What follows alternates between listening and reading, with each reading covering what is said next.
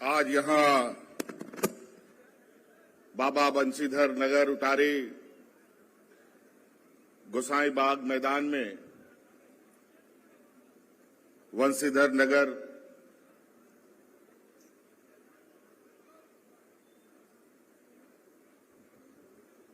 गढ़वा जिले में आयोजित बंशीधर राजकीय महोत्सव के शुभारंभ कार्यक्रम में हमारे साथ उपस्थित हमारे मंत्री सहयोगी मंत्री बादल पत्रलेख जी, हमारे मंत्री सहयोगी मिथिलेश ठाकुर जी, हमारे साथ मंच पर उपस्थित जिला परिषद अध्यक्षा शांति देवी जी,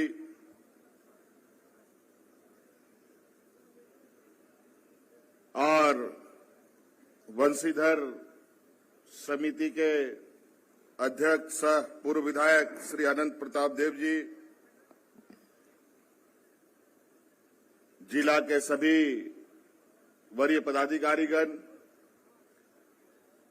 और यहां उपस्थित आप सभी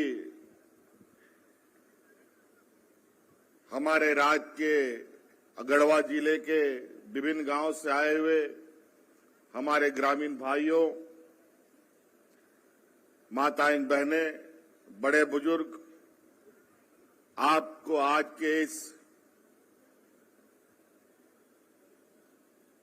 भव्य कार्यक्रम के आयोजन के शुभारंभ में उपस्थित होने के लिए बहुत बहुत शुभकामनाएं देते हुए आभार प्रकट करता हूं और जोहार करता हूं।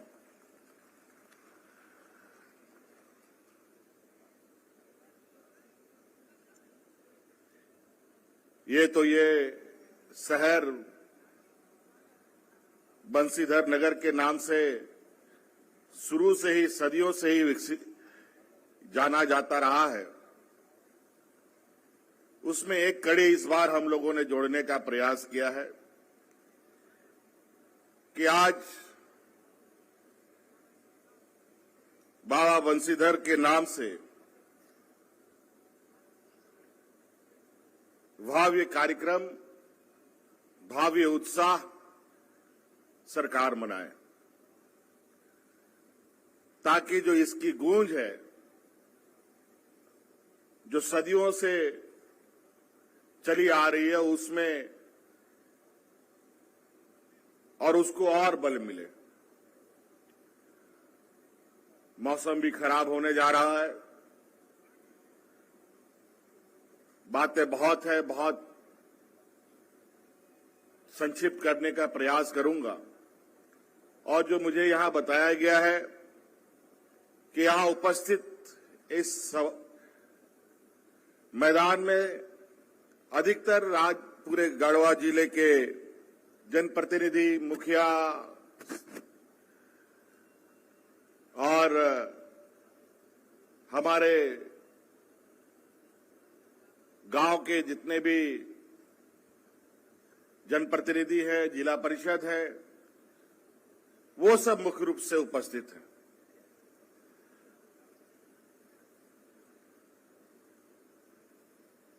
और कहीं न कहीं आप जनप्रतिनिधियों की भी, जिन लोगों ने आप सबको चुना है,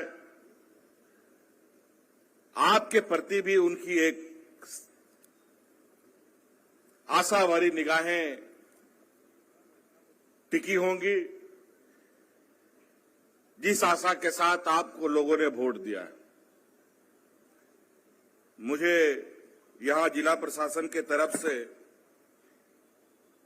एक किताब छपवाया गया है, झारखंड सरकार द्वारा संचालित योजनाओं की विवरणी। ये किताब है गढ़वा जिले का। अभी मैं जिला उपायुक्त से बात कर रहा था, तो सरकार कौन कौन सी योजना चला रही है, कौन कौन सी योजना नहीं चला रही है, कैसे चलाना है, क्या नहीं चलना है, किन पंचायतों में क्या चल रहा है, उनकी पूरी विवरणी इसमें। और अभी हमने ये कहा है कि ये किताबें, इस किताब को इस राज्य के हर जनप्रतिनिधि के घर में पहुंच जाना चाहिए और उसको पता चलना चाहिए कि सरकार क्या काम कर रही है। क्योंकि पहले का जो कार्य प्रणाली था, वो कार्य प्रणाली सिर्फ कागज कलम में ही योजना बनती थी, योजना खत्म हो जाती थी। हमारी सरकार का बिल्कुल स्पष्ट मानना है, अब सरकार सिर्फ कागज में ही नहीं बल्कि अब सरकार धरातल में भी उन योजनाओं को देखने का काम करेगी। और इसीलिए आपको याद होगा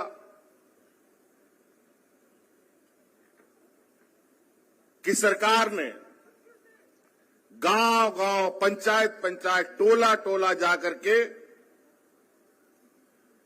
शिविर लगा करके सरकारी पदाधिकारियों को भेजा और आपकी समस्याओं को सुनने और समझने का काम किया था।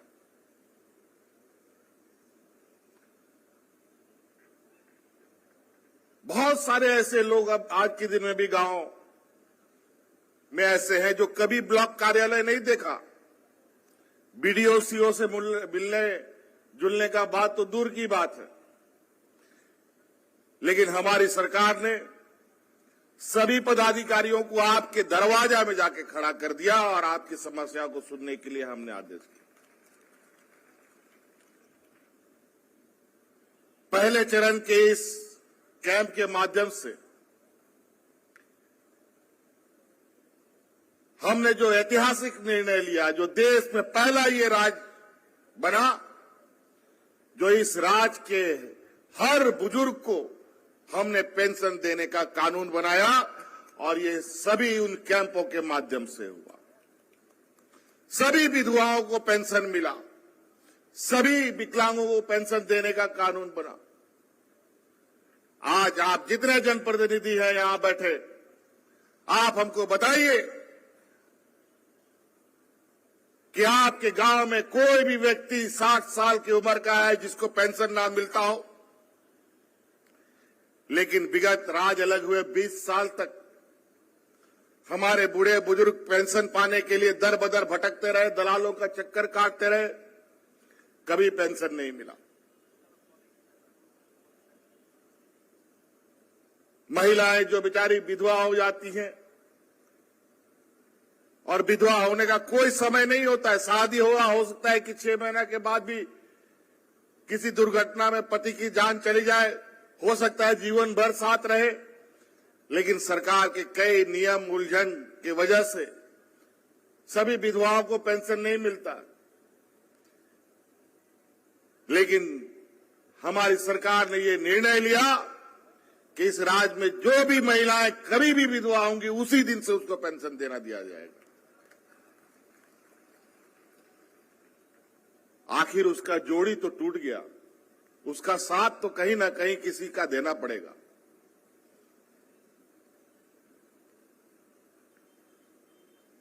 तो ये सरकार की संवेदनाएं है। सामाजिक सुरक्षा हमारी पहली प्राथमिकता रही है इस सरकार के कार्यकाल में। चूंकि झारखंड एक पिछड़ा राज्य है, यहां किसान मजदूर सबसे अधिक संख्या में, जब तक वो सामाजिक रूप से सुरक्षित नहीं होंगे, राज्य का सर्वांगीण विकास का सपना देखना बेकार है। वही मैं कभी कभी सोचता हूं, अभी कल ही का दिन है, मैंने इस राज्य में पहले चरण में 80 उत्कृष्ट विद्यालयों का उद्घाटन किया, जिसमें गढ़वा जिले में 3 स्कूलों को उद्घाटन हुआ है। और मैं जब उद्घाटन कर रहा था, मैं सोच रहा था ये क्या हो रहा है भाई शिक्षा व्यवस्था में। इससे पहले 2 कमरा होता है, 1 शिक्षक होता है, और हम शिक्षा दे रहे हैं। कौन सी शिक्षा व्यवस्था चलाई जा रही थी ये मुझे समझ से परे है। हमारे राज्य में आदिवासी, दलित, पिछड़े अल्पसंख्यकों की संख्या बहुलता है। आज इनको बेहतर शिक्षा देने के लिए क्या एक शिक्षक, 2 कमरा, वो भी टूटा फूटा, ये कहीं ना कहीं यहां के आदिवासी, दलित, पिछड़े अल्पसंख्यकों के आने वाली पीढ़ियों के साथ और शिक्षा के साथ एक बड़ा भद्दा मजाक था। तो इसलिए हमने ये निर्णय लिया कि नहीं, अब शिक्षा को ऐसे नहीं छोड़ा जा सकता। और आज आप जा करके देखिए उन उत्कृष्ट विद्यालयों को, और जो पहले चल रहे थे उन विद्यालयों को जाकर के दिखाइए, आपको फर्क क्या दिखेगा आप खुद महसूस कर सकते हैं। यहां पहले बोलते आए लोग कि इसमें तो प्रिंसिपल भी नहीं है, शिक्षक तो दूर की बात है, शिक्षक भी नहीं, ऐसे ही भगवान भरोसे पढ़ाई कर रहे। आज उन उत्कृष्ट विद्यालयों में सभी भी प्रिंसिपल है और सभी प्रिंसिपल को हम लोगों ने IIM में ट्रेनिंग करा करके भेजा है ताकि अच्छी शिक्षा की क्वालिटी बच्चों को मिल सके। और बिल्कुल हमारा ये मानना है कि हम अपने स्कूल को और शिक्षकों को अभी बहुत जल्द, हमारा कोशिश है इस मंथ के आखिरी में बड़े पैमाने में लगभग 25,000 शिक्षकों की बहाली करने की हमारी तैयारी है और सभी स्कूलों में बच्चों को पढ़ाने के लिए उनको प्रतिनियुक्त किया जाएगा।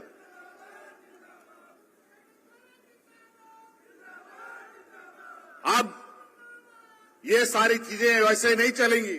हमारा कुछ प्रयास, कभी नियम कानून बना ही नहीं, कभी बहाली वहाली का कोई ना नियमावली बना शिक्षक बहाली का, ना किसी भी बहाली का। हमने नियम कानून भी बनाए। सरकार बनते तो 2 साल तक हम लोग कोरोना में फंसे रहे, घर द्वार, गाड़ी मोटर सब बंद हो गया था 2 साल के लिए। क्या काम करते, लेकिन योजना जरूर घर बैठ के बना रहे थे। कोरोना जैसे जैसे खत्म हुआ, विकास की गति को हम लोगों ने तेजी करना प्रारंभ किया है। और कोरोना का जो मंजर था वो आपसे छुपा नहीं है। हमारे इस राज्य में जो हालात था, हमारे मजदूर दूसरे राज्यों में जाके फंस गए थे, उन मजदूरों को कैसे हमने ढो ढो करके ला करके आपके गांव में भेजा, आपके घरों में भेजा था, ये पूरे दुनिया ने देखा। चाहे देश में हो चाहे विदेश में हो, कहीं भी हमारे मजदूर फंसे थे, उन सभी मजदूरों को ला ला करके, किसी को ट्रेन से, किसी को बस से, किसी को हवाई जहाज से भी लाने का हमने मजदूरों को काम किया और गांव में भेजने का काम किया था। कुछ लोग सिर्फ मंचों में भाषण देते हैं,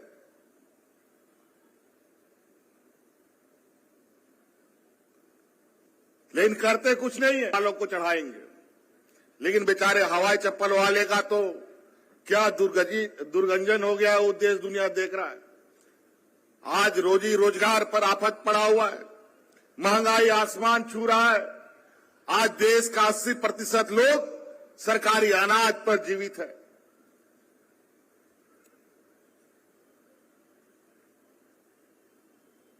आज ऐसी स्थिति में हमने बड़ी तेजी से ग्रामीण अर्थव्यवस्था को मजबूत करने का हम लोगों ने प्रयास किया। इसलिए हर वो योजना को आप देखेंगे कि हमारे गांव के किसान मजदूर कैसे अपने आप को अपने पैरों पर खड़ा हो सकते हैं। बिरसा हरित ग्राम योजना का नाम ले। आज बिरसा हरित ग्राम योजना के माध्यम से अनेक किसानों ने अपने खेतों में फलदार वृक्ष लगा करके उसका लाभ उनको मिलना शुरू हो गया। बिरसा हरित ग्राम योजना के तहत आप अपने रैयती जमीन में तो फलदार वृक्ष लगा ही सकते हैं। अगर आपका जमीन नहीं है और आसपास में सरकारी जमीन है, तो उस सरकारी जमीन में भी आपको बिरसा हरित ग्राम योजना का लाभ दिया जाएगा। और जब तक पेड़ रहेगा वो जमीन आपके हाथ में रहेगा और उसका लाभ आपको मिलेगा।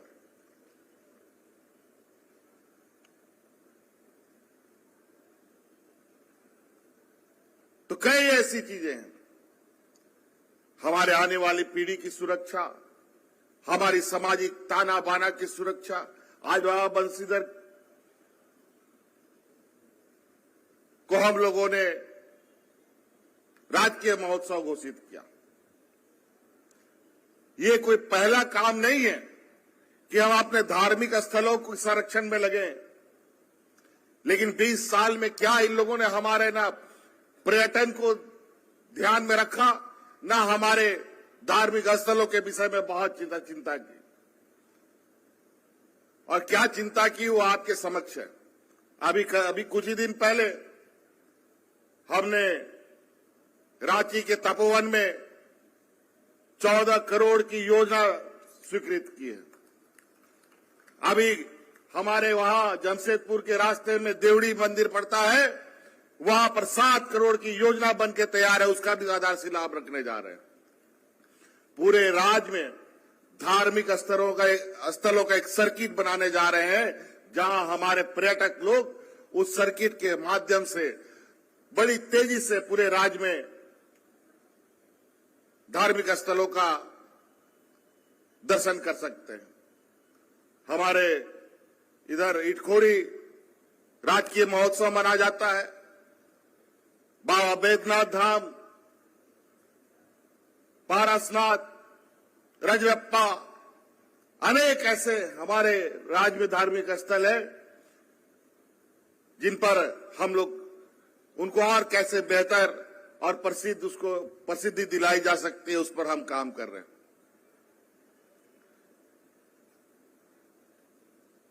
इस राज्य को आमतौर पर लोग खनिज संपदा के ही नाम से लोग जानता है कि झारखंड में कोयला, लोहा, पत्थर, बालू, गिट्टी यही सब मिलता है। हम लोगों ने उस परंपरा के समानांतर सोच रखते हुए इस राज्य में पर्यटन को बढ़ावा देने का एक मजबूत प्रयास किया है, चाहे वो यहाँ के धार्मिक स्थल हो, चाहे यहां सौंदर्य मनोरम दृश्य हो, उन सबको बढ़ावा देने का हम लोगों ने अभी तेजी से काम किया है और इस पर बहुत जल्द आपको ये देखने को भी मिलेगा। आज तो ये पहला अवसर है इस सरकारी कार्यक्रम का आयोजन का, लेकिन ये सारे कार्यक्रम दिन ब दिन इसकी जो भाव्यता है वो आपको बदलते हुए दिखेगा। और हम कई योजनाओं के विषय में अभी हम कह सकते हैं, लेकिन अभी क्योंकि समय अवधि को देखकर हम रुकना चाहते हैं, क्योंकि और भी मंच हमें मिलेंगे, और भी चीजें। अभी इस राज्य को बहुत काम करने हैं। मुझे लगता है इन 20 सालों में पहली बार ये राज्य कुछ आगे बढ़ने का प्रयास हुआ है। नहीं तो यहां पर वो मंजर था इस राज्य में जहां लोग हाथ में राशन कार्ड लेकर के भूखा मरा है। भात भात चिल्लाते हुए लोग मरा, लेकिन कोविड जैसा महामारी आया, हमने एक भी आदमी को भूखा मरने नहीं दिया। जब सारा फैक्ट्री, सारा रोजगार बंद, यहां मजदूर किस्म का भी लोग है जो रोज मजदूरी करता है, तभी उसका चूल्हा जलता है। लेकिन कोरोना में फैक्ट्री बंद, मजदूरी बंद, काम, दुकान, गाड़ी, मोटर, हाट, बाजार सब बंद था। ऐसे स्थिति में भी उन मजदूरों को हमने मरने नहीं दिया, बल्कि उनको कंधे पे ढो ढो करके घर पे ला करके सुरक्षित रखा था। हम सैल्यूट करते हैं, सलाम करते हैं उन महिला दीदियों को जिन्होंने इस खतरनाक विपत्ति में भी अपनी जान की परवाह ना करके सरकार के द्वारा चलाए जा रहे उस समय की योजना, दाल भात योजना है, पंचायत में, प्रखंड में चालू कर करके उन मजदूर भाइयों को दे रहा था। तो ये राज्य की जो मूल आत्मा है, जो गांव में बसती है, अगर मूल आत्मा को आप नहीं बचाएंगे तो राज नहीं बच सकता। हमारी इस राज की आत्मा हमारे गांव में बसती है। अगर गांव का जड़ मजबूत होगा, मेरा मानना है तभी ये राज मजबूत होगा।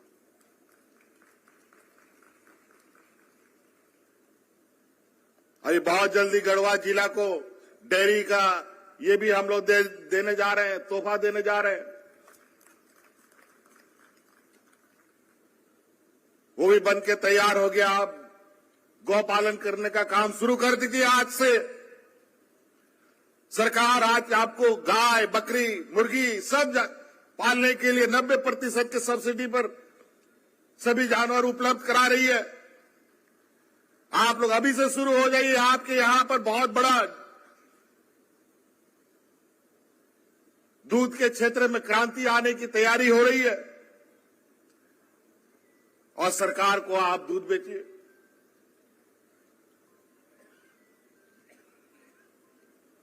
सिर्फ दूध के अलावा कई ऐसी चीजें हैं। अब तो हम लोगों ने तो पूरा सरकार का दरवाजा खोल रखा है। इस राज्य में जिसको जो काम करना है, महिला हो, पुरुष हो, खेती बाड़ी का काम करना है तो उसके लिए भी सरकार मदद दे रही है। व्यापार करना हो, राशन दुकान चलाना हो, कपड़ा दुकान चलाना हो, जूता दुकान चलाना हो, लोहा वेल्डिंग करने का दुकान चलाना हो, गैराज चलाना हो, होटल चलाना हो, सैलून चलाना हो, ब्यूटी पार्लर खोलना हो, उसके लिए भी सरकार आर्थिक रूप से आपको मदद कर रही है। और 1 लाख रुपया तक का तो लोन आपको सरकार बिना गारंटी का दे रही है।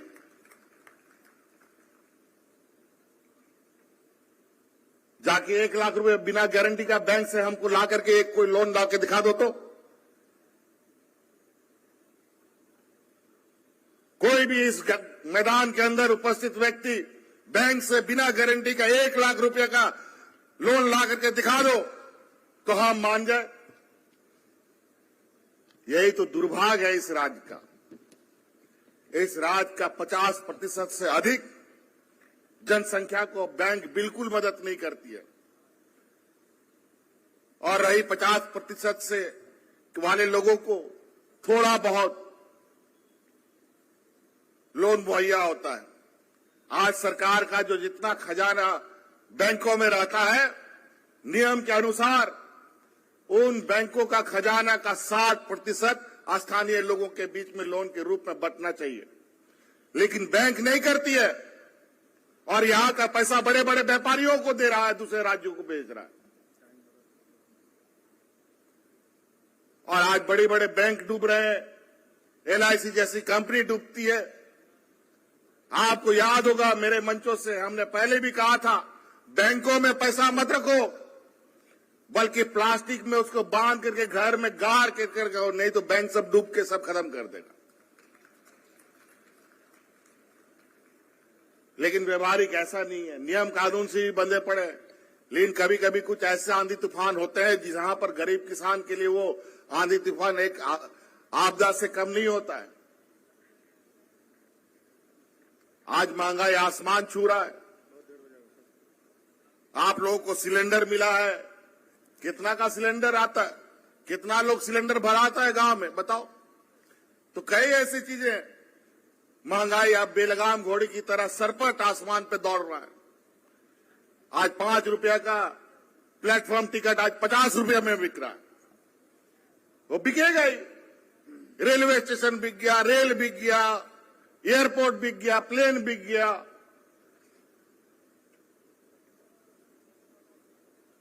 ये तो सब व्यापारियों के हाथ में चला गया। महंगाई तो होना है।